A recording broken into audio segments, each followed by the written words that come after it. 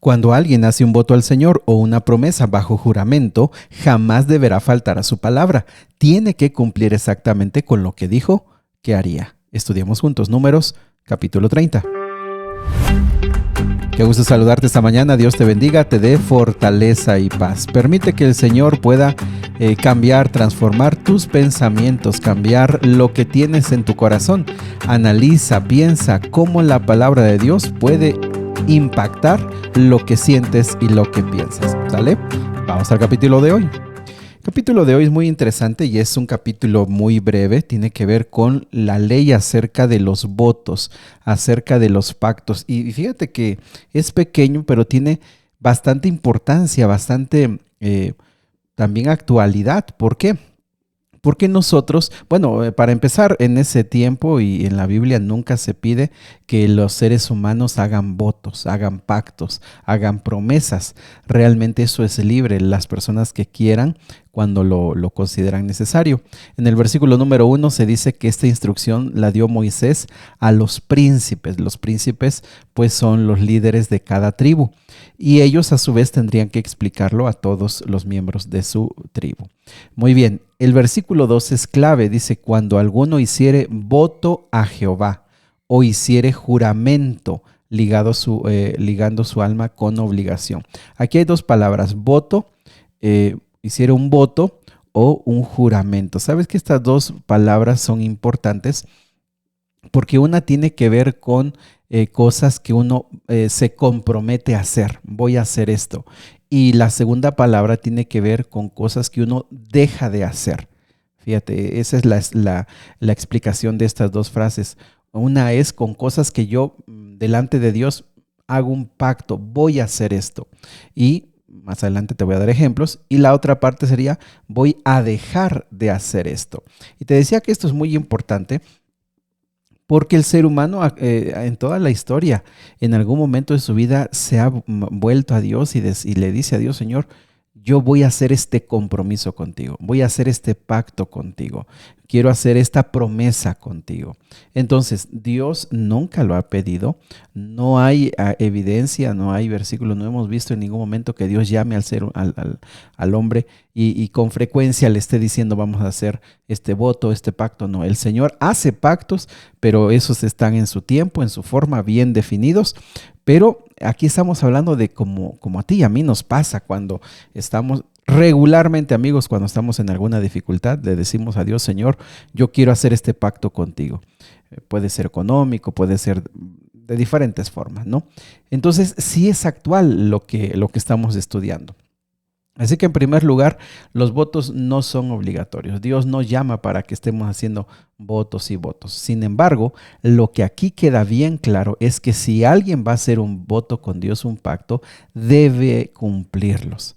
Debe de cumplirlos. Eso sí es muy importante, es algo que no debemos olvidar, algo que nosotros no debemos dejar de lado, hay que cumplirlos. ¿Sale? Versículo 1 y 2 se dice nuevamente lo que estamos comentando, debe cumplirlo, debe hacer lo que dijo que iba a hacer. Y fíjense que vemos, por ejemplo, leíamos, si te acuerdas, en Génesis 28, como Jacob, cuando huía de Saúl, él le prometió al Señor que si lo guardaba y lo bendecía, le daría el diezmo de todo. Y Dios fue fiel y cumplió, y Jacob también cumplió la parte que le correspondía. ¿Te acuerdas esa historia? Si la puedes volver a leer, Génesis 28. Así que un voto es un acto de fe y es un acto de agradecimiento. Del versículo 3 al versículo 16 se explican algunas implicaciones de los votos, principalmente que hacían las mujeres. Por ejemplo, si una joven hacía un voto estando en la casa de su padre, el padre, podía aprobarlo o anularlo. Ahora, otro caso, si una mujer casada hacía un voto, el esposo podía confirmarlo o invalidarlo. Y también algo importante es que si él permanecía en silencio, el voto ya quedaba establecido. Un punto importante aquí es que en el mismo día que él escuchaba que su esposa o en el otro caso su hija hizo un voto, él podía decir vamos adelante, Si no decía nada es que era señal de que se va adelante, y si él decía algo, entonces el voto se anulaba y en este caso una mujer casada, una mujer soltera, no estaba ya obligada a cumplir ese voto. De acuerdo a las prácticas de ese tiempo, eso era lo correcto. Recuerda que la cabeza de la autoridad final en un hogar, pues es el hombre. Entonces él tenía que evaluar si este voto, este pacto, este compromiso estaba dentro de lo que ellos podían hacer. Pero lo que vemos aquí es que las mujeres tenían ese acceso a hacer sus pactos con Dios, a hacer sus promesas con Dios, de cosas que ellas se comprometían con Dios, pero finalmente pues el esposo o el padre lo podía hacer. Algo muy interesante es que una mujer viuda y una mujer divorciada ya no estaban sujetas a nada, y ellas cumplían su pacto como lo hayan establecido. Algunos casos de votos que hemos visto, por ejemplo, vamos a leer en Primera de Samuel, capítulo 1, como Ana, la madre de Samuel, ella hizo un voto de entregar a su hijo al servicio de Dios. Aunque estaba casada, Elcana apoyó su decisión. Dios respondió dándole a Samuel y después más hijos. Fíjate, el esposo no se opuso. Ella hizo este pacto, este voto, y Dios respondió, y también su esposo nunca se opuso, y todo se hizo como ella había establecido. Así que un pacto que tú hagas con Dios, un voto que tú hagas con Dios, si lo cumples, puedes abrir la puerta pues a bendiciones que tú no esperabas. También hay otros votos, por ejemplo, como respuesta en momentos de crisis. Muchas veces los votos nacen en tiempos de dolor, de peligro o de incertidumbre. Era la forma de clamar a Dios y comprometerse con Él. Por ejemplo, Jonás en el vientre del pez, lo puedes leer en Jonás 2. Él prometió pagar lo que había ofrecido a Dios y fue librado. El voto puede ser un acto de arrepentimiento y restauración. Fíjate, cuando él estaba pues en el vientre, él clamó y hizo un voto, y cuando él salió, pues cumplió ese voto. Así que también hay, así como a ti y a mí nos pasa, cuando estamos en momentos difíciles, hacemos estos votos, y cuando los cumplimos manifestamos nuestra gratitud y nuestra responsabilidad. También otros votos son señal de entrega y de disciplina espiritual. Por ejemplo, el voto de Pablo en Hechos 18:18. Pablo cumplió un voto, posiblemente de Nazareo, y se rapó la cabeza como señal. ¿Te acuerdas que eso yo lo habíamos leído hace unos días? Era su manera de expresar dependencia de Dios en el ministerio.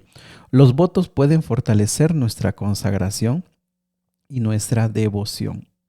Así que tú puedes hacer un voto con Dios. Regularmente ahora, a veces se hacen votos de servicio, en el sentido de que tú te comprometes a servir a Dios en alguna responsabilidad, en algún cargo, y tú puedes decir: Señor, yo quiero servirte aquí. Si tú hacer un voto, eso es algo muy personal. Algunos tienen que ver con dinero, algunos tienen que ver con servicio, algunos han hecho el voto de servir a Dios por X tiempo, determinado tiempo. También hay votos de cosas que no vas a hacer. Señor, yo he luchado mucho con esto, voy a hacer un voto delante de ti para dejar de hacer esto, pero espero tu bendición. Entonces son cosas que tú dejas de hacer, cosas que tú rompes, quieres romper con la bendición de Dios. Así que, mis amigos, los votos son voluntarios, pero son sagrados. Cumplirlos es reconocer la fidelidad de Dios y afirmar nuestra fe. Los ejemplos bíblicos que hemos visto, pues vimos cómo ellos cumplieron, y fíjense cómo recibieron la bendición también de su fe y de ese voto que ellos hicieron. Así que, mis amigos, no se trata de prometer cosas a la ligera, sino de hacer compromisos conscientes que fortalezcan nuestra relación con Dios. A mí me parece, de manera personal, creo que tú sientes cuando quieres hacer un voto con Dios. Tú sientes en qué momento es un acto espiritual. No debe ser un acto espiritual, no es un acto de un arrebatamiento. Tú haces un voto con Dios y haces un compromiso con Él, una promesa. No te lo pide Dios, Dios no te está pidiendo nada. De hecho, Dios ha prometido darnos más hasta que sobreabunde, así que las bendiciones de Dios están allí. Pero creo que es algo como un compromiso más íntimo entre tú y Dios, que lo puedes hacer. Así que hazlo, ve adelante. Sin embargo, cuando tú recibas lo que le pediste a Dios, pues puedes tener la tentación de no cumplir, porque el ser humano es débil. Sin embargo, por eso te digo hoy, si vas a hacer un pacto con Dios, no tardes en cumplirlo. Querido Padre, gracias porque tú eres grande, misericordioso y bueno con nosotros, nos das más de lo que necesitamos. Pero también dejas claro que si el hombre quiere hacer un pacto contigo, tú lo tomas muy en serio. Tú nos escuchas, tú nos oyes y quieres ver nuestra fe, nuestra obediencia, nuestro compromiso, nuestra lealtad. Ayúdanos, Señor, para hacerlo.